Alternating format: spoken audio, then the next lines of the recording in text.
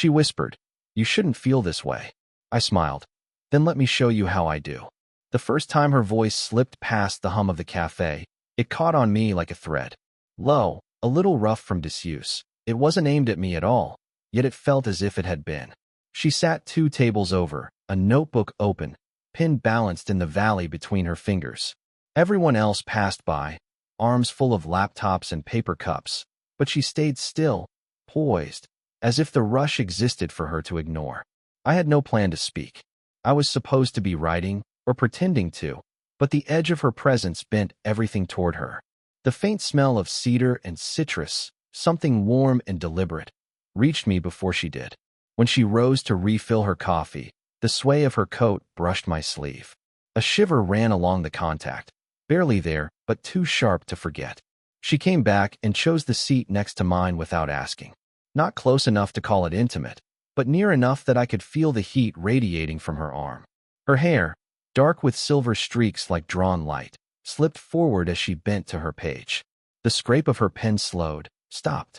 She looked sideways at me. "You're staring," she murmured, a ghost of amusement under the words. "I'm sorry," I said, though I didn't move. "I was reading your handwriting." A lift of her brow. "You can read from that far away?" "Maybe not," I admitted. My mouth tasted of coffee gone cold. I didn't know what I meant to say next, and she let the silence stretch. Her fingers tapped the table once, twice, then went still. She closed the notebook with a soft snap. "You shouldn't feel this way," she whispered, almost to herself. Her eyes stayed on her cup, in the glass window beside us. Her reflection looked younger, or maybe sadder. I smiled before I could stop it. "Then let me show you how I do." Her breath caught, a small rise under the scarf at her throat. She didn't answer. She reached for her mug. Instead, fingers grazing mine on the handle. Neither of us pulled back immediately. Her hand was cool, but the pulse beneath her skin beat fast. Outside, rain began to rattle against the windows. Inside, the noise softened, everything muffled as if we were underwater. She shifted, crossing one leg over the other, the hem of her skirt brushing my knee. A faint scent of rain and wool came off her coat. I could see the small tremor in her wrist when she lifted her drink. "What's your name?" I asked quietly. Her lips parted as if to answer, but a door swung open behind the counter. A barista calling an order too loud, a man in a dripping jacket stepping right between us. She turned her face away, tucking a strand of hair behind her ear, the moment cut clean. I waited, heart hammering, her untouched reply hanging in the steam between us. The man in the wet jacket passed, leaving a trail of cold air between us. She shifted back into her chair as if nothing had happened, but the curve of her knuckles around her mug stayed white. For a moment she studied the window instead of me. The rain had thickened, running down in crooked lines, blurring the street outside. "I didn't mean to," I started. She shook her head. "You didn't do anything." Her voice came out soft but clipped, like she'd practiced keeping it contained. She took a slow breath and set her cup down. "I teach at the college across the street. I'm used to being looked at by people who shouldn't." That word, shouldn't, stayed between us.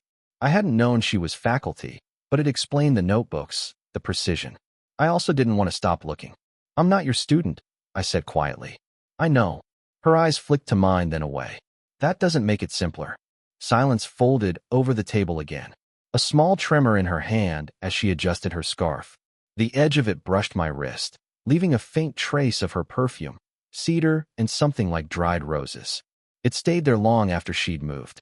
I thought of telling her about my own mess of a life, a long-distance girlfriend who had drifted away last winter without a real goodbye, nights spent walking instead of sleeping, the cafe becoming a habit. But all I managed was, "I come here most mornings." She tilted her head slightly, a half-smile ghosting across her mouth. "I've seen you. Always alone. Always writing." Heat climbed my neck. "Guess you've been watching me, too." She didn't deny it. She reached out as if to steady the sugar jar, but her fingers brushed my forearm instead. Just a tap, nothing intentional, yet the pressure stayed, a second too long. Her thumb almost moved before she pulled back. Outside, a car splashed through a puddle. Inside, our table felt small. I could see her wedding ring finger bare, but marked by a faint indentation. A story she wasn't ready to tell. She caught me looking, then folded her hands together to hide it. "Divorced," she said before I could ask. 2 years. It still feels recent. I'm sorry, I murmured. She gave a tiny shrug. Don't be. I chose it. We both stared at our cups, steam thinning. Then she leaned closer, her hair slipping over her shoulder until it brushed my cheek. You're very young, she said, her breath warm near my ear. You don't know what you're doing. Maybe, I whispered back. But I know what I want. Her eyes held mine for a beat longer than she meant to. She didn't move away immediately. The rain hammered harder. Somewhere a spoon clinked against a saucer. Between us, the silence thickened, electric, her hand slowly settling on the table so close that, without thinking, my fingers touched the edge of her palm and stayed there. The rain eased to a mist, the cafe now a dim pocket of warmth. We hadn't moved, our hands still a breath apart. Every few seconds the bell above the door rang as people ducked in from the street, but it all blurred to background noise. Her phone buzzed against the tabletop, sharp and sudden. She flipped it over fast the screen face down, but not before I caught the preview of a message. Are you coming back to the office? The muscles in her jaw tightened. You should probably, I began. Not yet, she cut in, eyes on the window, voice too low. Just not yet. She reached for her cup again, but the tremor in her hand made a small spill at the rim. I grabbed a napkin and held it out. She took it, fingers grazing mine, soft but deliberate. Neither of us looked up at once. When she finally did, her pupils were wide. A gust of air as the door opened again. I glanced up and froze. A man my age, someone from campus, scanning the room for a seat. He spotted me, started to raise a hand. My heart thudded. She noticed, too. Her back went rigid. You know him? She whispered. Yeah, I said, my voice gone dry. From class. Her lips pressed into a thin line. Without thinking, she leaned in closer, her hair falling forward to shield part of her face. Then don't look at him, she murmured. Don't make this obvious. I turned slightly toward her, our shoulders brushing, the scent of her perfume stronger now, warm and woody against the smell of rain-soaked coats. From this angle, I could see the faint line at the corner of her mouth where her lipstick had worn away and the pulse at her throat. We stayed like that while my friend ordered his drink and sat on the far side of the room. Her knee touched mine under the table, a soft press that neither of us corrected. My breath slowed. She tilted her head just enough for her cheek to almost brush mine. You're playing with fire, she whispered, a tremor in it now. Then stay close, I whispered back. Her eyes flicked down to my mouth. For a heartbeat, she didn't move. The cafe noise fell away. She raised her hand as if to tuck her hair, but stopped halfway. Her fingers hovered near my face, then retreated. A shiver passed through her, like she'd almost let something slip. I could hear her breathing, shallow and quick. She exhaled, and the W. Warmth touched my skin. We both leaned a fraction closer before she caught herself and turned slightly, breaking the line between us, but not the closeness. Her hand slid onto the bench between us, palm up, trembling. I placed mine over it without words. She didn't pull away. Outside, the mist thickened again, blurring the street until it looked like no one could see in. Inside, we sat pressed together, hearts hammering, trying and failing not to close the last inch of space. The cafe had thinned out until only a few late stragglers remained. The rain outside slowed to a drizzle. The street lamps bled their yellow light through streaked glass. We still hadn't moved apart. Her hand lay under mine, cool and small but tense, as if every muscle held back. You're shaking, I whispered. I'm not, she said quickly, though her fingers curled tighter. A flash of something, irritation, fear, crossed her face. She turned toward me, shoulders squared now, eyes sharp. You're too young for this, she said. Too young for me. I'm not a child, I murmured. That's not the point. Her voice cracked. If someone sees us. They already have, I said, thinking of my friend across the room. And still I'm here. She pressed her lips together, fighting whatever wanted out. Then, quieter, you don't understand. I've been the story people whisper about before. I won't do it again. Her words cut, but I leaned closer anyway. Then tell me to leave. Her breath caught. She looked at me, really looked, and for the first time she didn't glance away. The air between us felt heavy, charged. My thumb brushed the edge of her palm. She didn't pull back. I don't want you to, she said at last, barely audible. Everything in me stilled. I reached up slowly, almost asking permission, and brushed a strand of hair from her face. It clung to my fingers, fine and damp from the mist she'd walked through. She closed her eyes as I did it, her breath trembling out. I think about you, I admitted. All the time. I know it's wrong, but I do. She opened her eyes. The look there, hunger and panic, equal parts, pinned me in place. You shouldn't say that, she whispered, though her body leaned in. I had to. My voice was at her ear now, low enough only she could hear. I can't keep pretending. She exhaled sharply, the sound like a quiet sob. Her forehead came to rest against mine, accidental or not. I felt her breath slide across my mouth. Her hands came up as if to push me away but landed instead against my chest, flat, trembling. Through my shirt, I felt her fingers curl. We can't, she started, but the word broke in half. I tilted my head. Our noses brushed. Her lips parted, an inch, maybe less. The cafe faded, the clatter of cups somewhere far off. All I could hear was her heartbeat against mine, too fast. She drew in a ragged breath, eyes fluttering shut. The bell over the door jingled, sharp, unexpected. We both flinched. She pulled back a fraction, her hand still on me, eyes wide, pulse visible at her throat. And before either of us could move or speak, she whispered one line I hadn't expected. Then show me, here now. For a beat after her whisper, I forgot the world. Then the bell over the door jangled again. A gust of cold air swirled between us. She stiffened, hands still flat against my chest, eyes darting past my shoulder.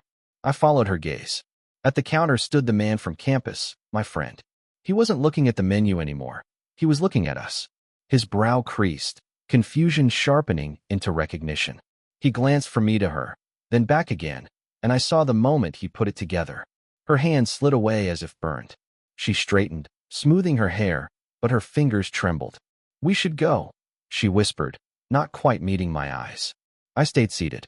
He saw. She nodded once, jaw tight. And if he talks, I'll handle it, I said, though my voice cracked. My pulse thudded in my ears.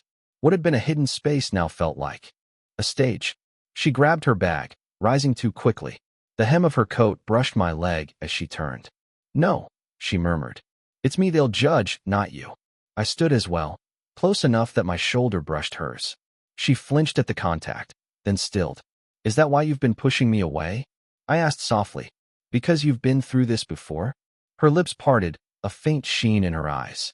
For a moment she didn't speak. Then, low. The last time I let myself feel something like this, I lost my job. I lost friends. I thought I'd buried it. And then you kept showing up here. The words hit like a stone dropped into water, ripples moving out. My throat felt dry. You could have told me. She took a step back, but her hand brushed my arm on the way, a fleeting slide of skin on fabric. I didn't want to scare you off. I'm still here. I moved closer, my voice barely above a breath. Even now. She closed her eyes for a second. When she opened them, her pupils were blown wide, her breathing shallow. You don't know what you're risking. Then tell me. I said. She didn't. Instead, she reached up, almost on instinct, and adjusted the collar of my jacket, fingertips grazing my throat. The touch lingered, a silent confession her words couldn't carry. We stood so close her scarf brushed my chin. I could smell rain and cedar and fear. At the counter, my friend paid for his drink and turned toward the door. The bell would ring again any second. I felt the moment slipping. She leaned in, lips near my ear. If we're going to stop, it has to be now, she whispered. If we don't. Her voice broke off. Her fingers tightened on my jacket, holding me in place. Outside, the drizzle turned to a steady downpour, the windows streaking white. She drew a sharp breath, looked up at me, and said, "Meet me after closing. No one will see." The cafe was a skeleton of itself after closing. Chairs upside down on tables, the espresso machine hissing softly as it cooled. Outside, the rain kept falling, street lamps casting long liquid reflections across the pavement. She waited near the door, coat draped over one arm, hair damp and a little undone from the long day. When she saw me, she didn't speak, just tilted her head toward the back exit. We slipped out together into the narrow alley behind the building where the trash bins sat, the smell of wet cardboard mixing with the cedar of her perfume. No one else was there. We stopped under the shallow overhang. Water dripped steadily from the gutter, a heartbeat in liquid form. She set her bag down and faced me. In the glow from the street lamp, her face looked softer, younger, but her hands stayed fisted at her sides. "You came," she said quietly. "You asked me to." She let out a sound halfway between a laugh and a sigh. "I thought you might think better of it." I tried. I stepped closer. I couldn't. She pressed her back to the brick wall, but didn't move away when I came near. Only inches separated us. Her breath rose white in the cool air. When she finally met my eyes, the guardedness had slipped. What was left looked like hunger and fear, bound together. "This is the part where you should go home," she murmured, voice shaking. I raised a hand, slowly, and brushed a damp strand of hair from her cheek. My fingers lingered at her temple, tracing down to her jaw. She closed her eyes, a tremor running through her. "Say it," I whispered. "If you want me to leave." "I don't." Her eyes opened. "That's the problem." Rain dotted her coat, tiny dark constellations. My other hand rose to her shoulder, feeling the warmth beneath the fabric. "Then stop fighting it," I said, softer still. She caught my wrist, holding it in place. For a heartbeat we were locked like that, neither moving. "If we do this," she said, "there's no going back to polite mornings. No pretending." "I know." My voice cracked. "I don't want polite mornings." Something in her broke then, not loudly, but like a breath giving way. She stepped off the wall and into me, closing the inch of space until her forehead rested against mine. Our noses brushed. Her hands slid up my chest, clutching at my jacket. My palms found her waist, thumbs trembling. We stayed there, suspended, a breath away from whatever came next. The rain hissed around us, sealing us off from the world. Her lips parted, but instead of kissing me, she spoke, voice raw. "Now you know me. All of me." "I do," I whispered. "And I still choose this." Her eyes closed. She exhaled, leaning fully into me at last. A decision made, messy and human, but clear as the rain between us. The alley smelled of rain and brick dust. Water dripped from the gutter in soft ticks. We stayed pressed together, her forehead against mine, neither of us moving at first. The heat of her body bled through her coat into my hands. She drew in a shaky breath, then another, until her breathing matched mine. "I don't know how to do this," she whispered. "You're already doing it," I said. Her laugh was small and unsteady. She tipped her head back just enough for me to see her face. The tension that had kept her shoulders rigid all night had slipped away, leaving her looking tired, beautiful, and real. She reached up and, with a touch light as rain, traced her thumb across my cheekbone. "You make me forget how old I am," she said. "You make me feel older," I answered. "Not in a bad way." She smiled then, not the tight, guarded smile from the cafe, but something open. She leaned in again, not for a kiss, but to press her lips to my forehead, a long, steady touch that made my chest ache. Her hands slid down to find mine. Our fingers intertwined without hesitation. The world didn't end. No one appeared. Just rain and the glow of a street lamp turning the puddles gold. "I've been afraid of this," she said quietly. "Afraid of being a story, of being judged. I've been afraid of losing the chance to know you," I said. She closed her eyes at that, and for a moment we just stood there. There, hands linked, the rain softening around us. Then she opened her eyes again and looked straight at me. "So what happens now?" "We walk out of here," I said. "Together. We don't hide. We go slow, but we don't hide." She nodded, a tiny movement. "Together," she echoed, as if testing the word. We stepped out from under the overhang. The rain had thinned to a drizzle, cool against our faces. She slipped her arm through mine. The gesture was simple, but it felt like a door opening. Neither of us spoke as we walked to the corner, the street empty except for the sound of water in the gutters. At the crosswalk, she stopped and turned to me. "If you ever want to step away," she said, "say it. No games." "I won't," I said. "But if I ever do, I'll tell you." She squeezed my hand. "Good." We crossed the street like that, arm in arm. Two people who had been strangers a week ago, now moving into something neither of us could name, but both of us had chosen. It wasn't perfect. It wasn't easy, but it was ours.